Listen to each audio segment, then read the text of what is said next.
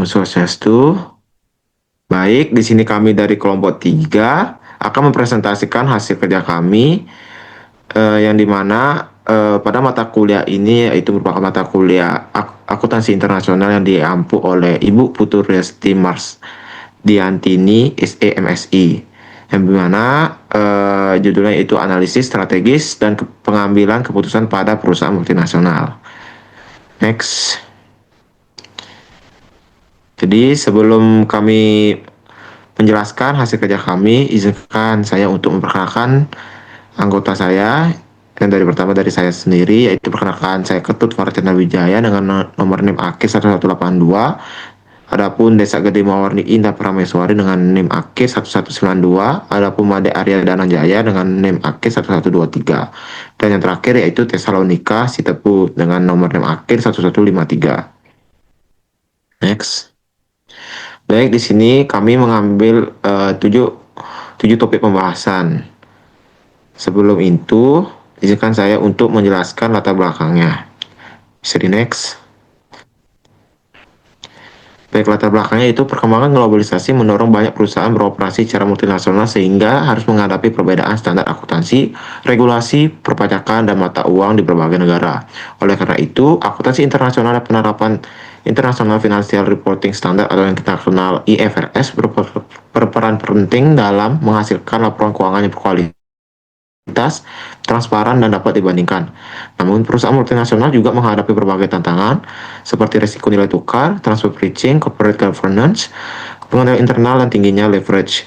Hal tersebut tercermin pada kasus Global Tax Corporation yang menunjukkan bahwa keberhasilan perusahaan multinasional tidak hanya bergantung pada ekspansi dari bisnis, tetapi juga dapat pada kemampuan mengelola risiko, penerapan praktek akuntansi internasional, dan menjaga tata kelola perusahaan yang baik. Next.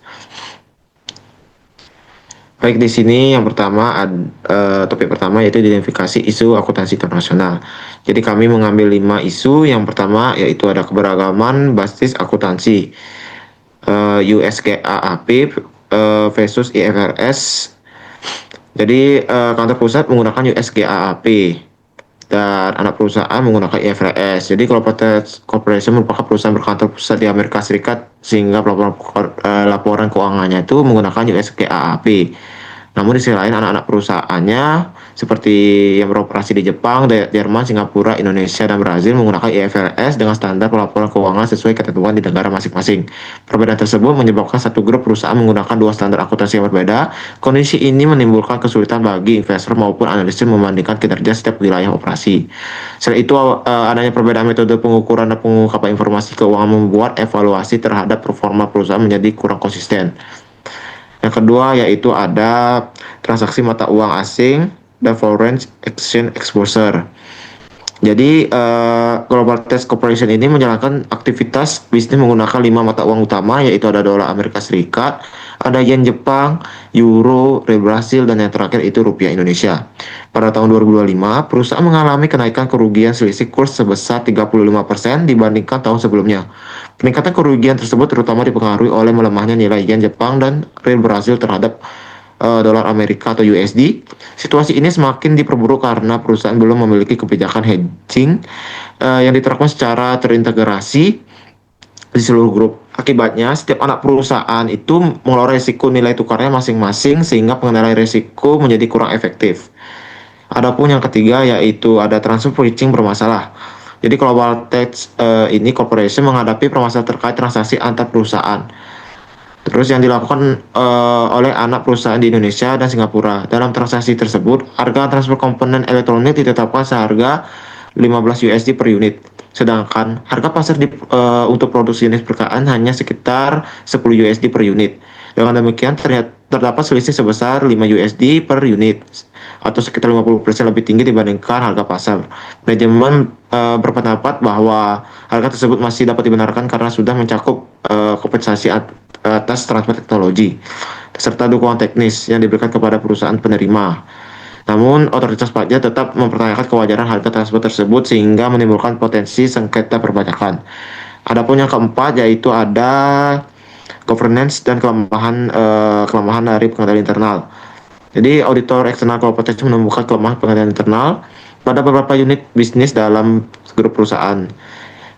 Temuan ini dipublikasikan sehingga diketahui oleh publik dan investor luas.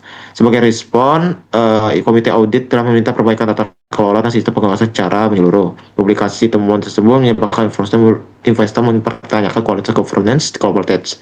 Pada akhirnya berkontribusi pada penurunan harga saham sebesar 25% dari USD 100 USD menjadi 75 USD.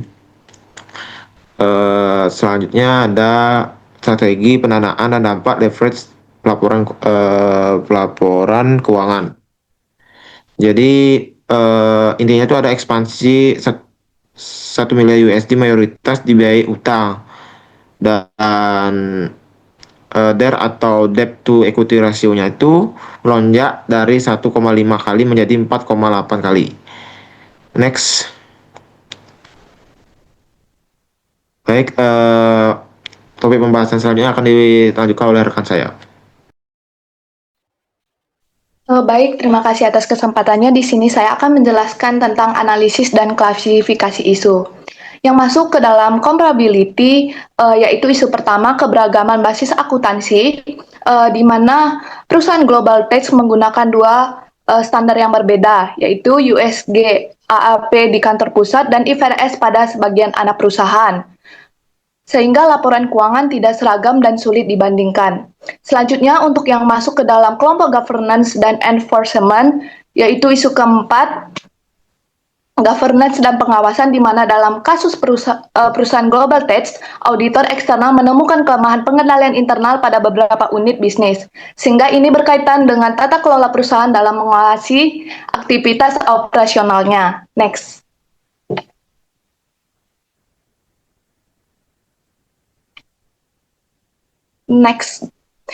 Yang masuk ke dalam kelompok foreign exposure, yaitu isu kedua, transaksi mata uang asing dan exposure. Alasannya karena perusahaan global tax melakukan transaksi menggunakan berbagai mata uang asing yang masing-masing memiliki nilai tukar yang berfluktuasi. Perusahaan kurs tersebut menimbulkan risiko nilai tukar dan perusahaan belum memiliki kebijakan hedging yang terintegrasi untuk mengurangi dampak fluktuasi nilai tukar terhadap kinerja keuangan. Selanjutnya, untuk kelompok yang terakhir, ada dua isu yang masuk ke dalam kelompok transfer pricing dan international taxation, yaitu isu pertama. Yang pertama, isu ketiga, yaitu transfer pricing, di mana terdapat praktik transfer pricing antara anak perusahaan dan otoritas pajak mempertanyakan hal tersebut. Hal ini menyangkut penetapan harga transaksi antar perusahaan afiliasi yang berada di negara berbeda dan berdampak pada perpajakan internasional. Yang kedua adalah isu keempat, yaitu strategi pendanaan dan dampak leverage terhadap laporan keuangan. Dalam akuntansi internasional, strategi pendanaan menjadi isu penting karena dapat mempengaruhi kinerja perusahaan. Dalam kasus global tax, ekspansi global senilai USD 1 miliar sebagian besar dibiayai melalui utang, sehingga meningkatkan tingkat leverage perusahaan yang berdampak pada peningkatan beban bunga, liabilitas, dan risiko keuangan. Sekian dari materi saya, untuk selanjutnya akan saya kembalikan ke moderator.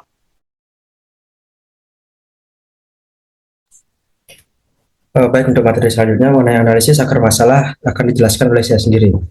Nah, berdasarkan kelima isu yang telah diidentifikasi oleh kelompok kami menentukan salah satu isu yang menjadi akar permasalahan yang dapat mengancam keberlangsungan perusahaan saat ini.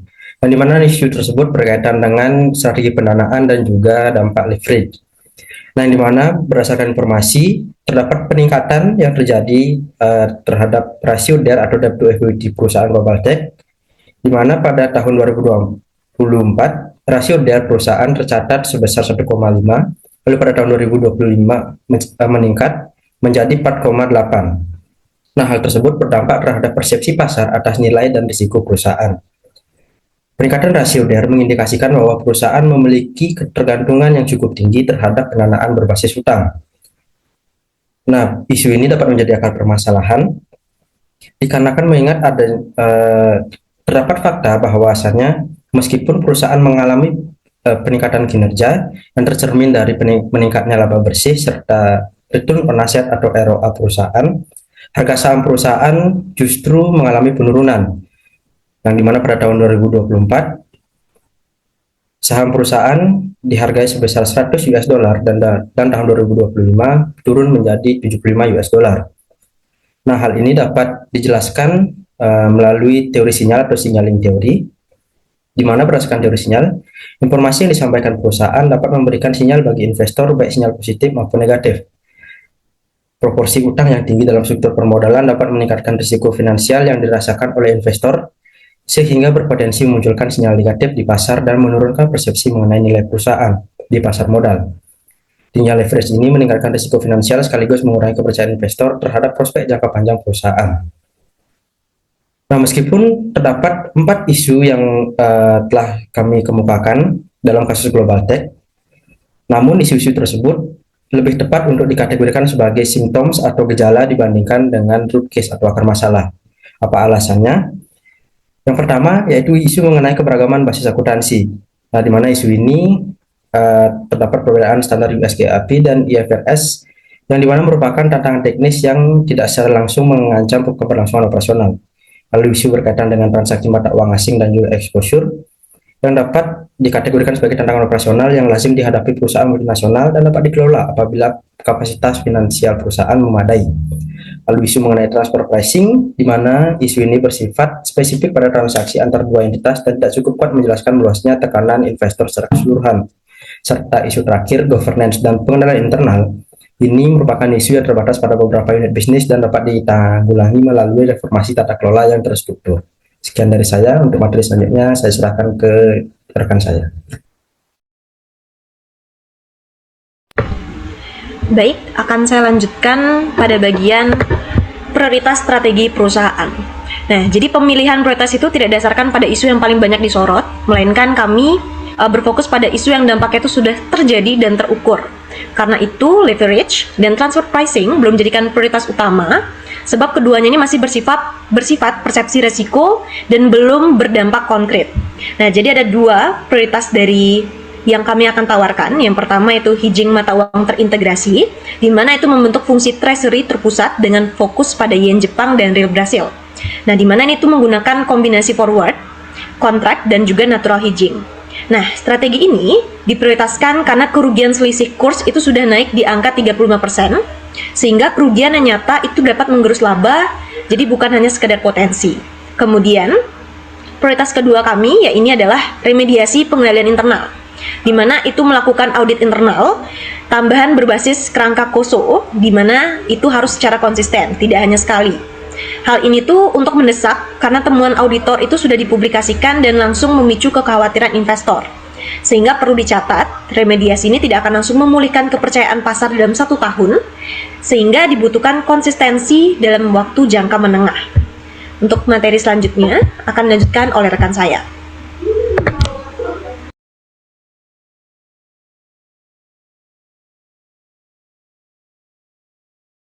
Jadi di sini saya akan menjelaskan materi selanjutnya mengenai analisis investor.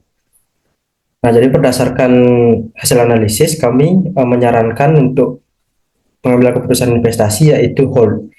Nah, kenapa alasannya? Jadi meskipun perusahaan masih mencatatkan kinerja yang positif, dari ROA naik dari 12% menjadi 14%, laba bersih tumbuh dari 500 juta US dollar menjadi 520 juta US dollar, dan menurut informasi perusahaan belum mengalami gagal bayar. Namun di sisi lain terjadinya penurunan saham dari 100 US dollar menjadi 75 US dollar mengindikasikan bahwa pasar sedang merespon risiko jangka panjang yang ditimbulkan oleh lonjakan rasio DER dari 1,5 kali menjadi 4,8 kali. Next.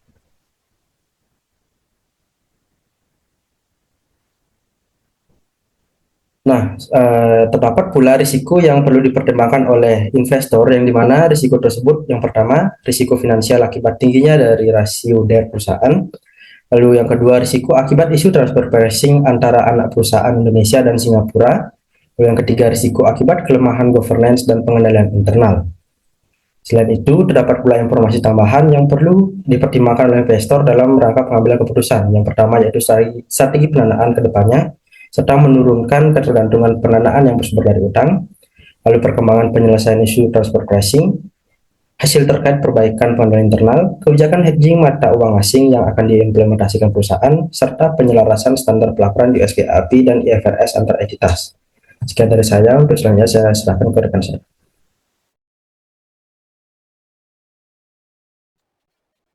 Baik, di sini saya akan menjelaskan tentang professional judgment, di mana faktor utama yang menyebabkan penurunan harga saham Global Tech adalah aspek tata kelola perusahaan. Dalam konsep akuntansi internasional, tata kelola perusahaan memiliki peran yang sangat penting dalam meningkatkan nilai perusahaan. Namun, pada perusahaan Global Tech ini mengalami kelemahan dalam tata kelola perusahaan, karena auditor eksternal menemukan kelemahan pengendalian internal yang menunjukkan bahwa mekanisme pengawasan perusahaan belum berjalan secara efektif. Namun, ada faktor lain yang menjadi pendukung tingginya leverage dan peningkatan kerugian selisih kurs akibat fluktuasi nilai tukar, serta belum optimalnya kebijakan hedging memperbesar exposure risiko perusahaan. Sekian dari materi saya, untuk selanjutnya akan saya serahkan ke rekan.